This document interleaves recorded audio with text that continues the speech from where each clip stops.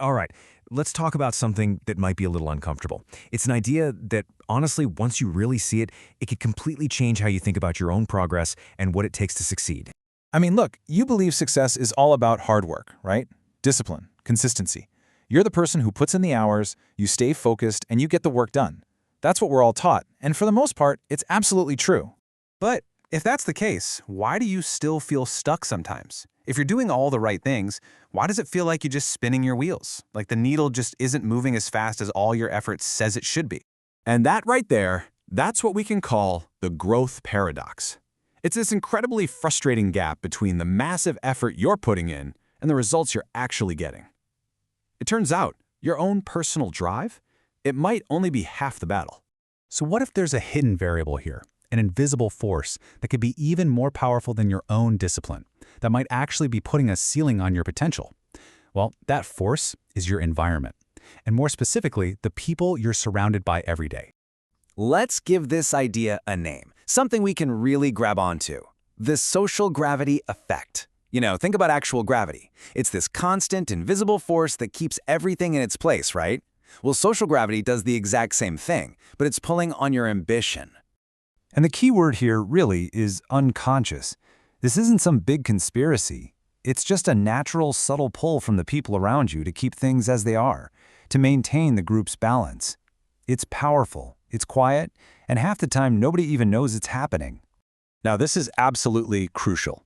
This pull doesn't happen because your friends are bad people or because they want you to fail. Not at all. It's human nature.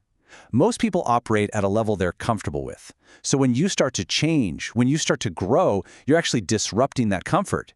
The group's natural instinct is to gently pull you back to where things feel familiar. So, okay, how does this social gravity actually work? How does it get a hold on you? Well, it's not usually one big thing.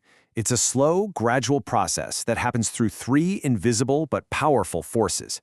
First up, your mindset starts to get shaped.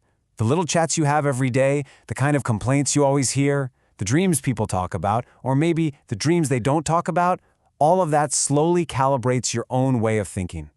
Then, because of that shared mindset, lower standards start to feel, well, normal. What the group thinks is good enough slowly becomes your default setting. And the result of all that? Your ambition gets capped. Without even realizing it, your goals start to shrink to fit inside the box your environment has built. Look, the point of all this isn't to blame your friends. Not at all. It's about empowering yourself to make a conscious choice. It's about realizing that you get to choose your orbit. You can either stay in an orbit that leads to stagnation, or you can intentionally seek out an orbit of growth. Just think about your circle for a second. When you bring up a big, ambitious idea, what's the reaction? Is it skepticism, a little bit of resistance, or is it genuine encouragement and support? Is the main focus of the group to just stay comfortable, or is it to constantly push forward and learn? And maybe this is the biggest one. Is the comfort zone treated like a place to live, or is it treated like a place to leave from?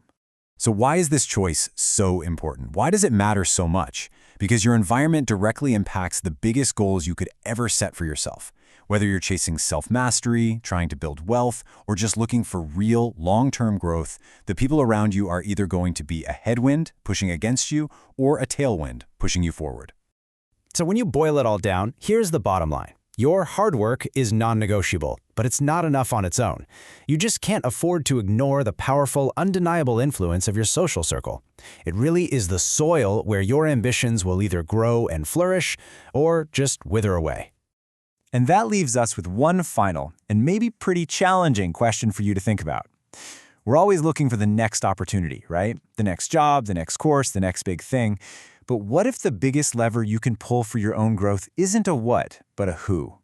What if the change you really need isn't about finding new opportunities, but about finding new people?